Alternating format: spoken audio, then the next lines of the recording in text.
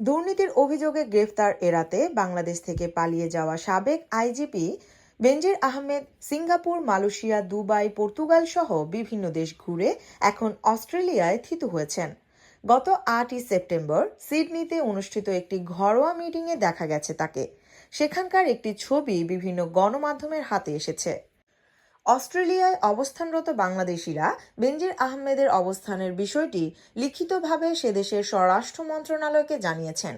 এদিকে দুদকের অনুসন্ধান টিম সাবেক এই আইজিপি এবং তার পরিবারের সদস্যদের নামে মোট ৪৩ কোটি ৪৬ লাখ টাকা মূল্যের অবৈধ সম্পদ অর্জনের তথ্য প্রমাণ পেয়েছে। এর মধ্যে বেনজির আহমেদের নামে মোট ৯ কোটি ২৫ লাখ টাকা মূল্যের অবৈধ সম্পদের তথ্য প্রমাণ পাওয়া গেছে। এছাড়া তার স্ত্রী জিসান মির্জার নামে মোট ২১ কোটি ৩৪ লাখ ৫০ হাজার টাকার অবৈধ সম্পদের তথ্য প্রমাণ সংগ্রহ করেছে দুদক।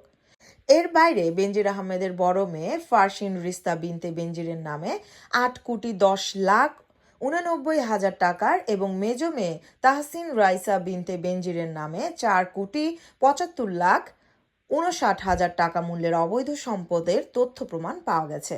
আদালতের নির্দেশে সবার সম্পদ জব্দ করা হয়েছে বলেও প্রতিবেদনে উল্লেখ করা হয়েছে।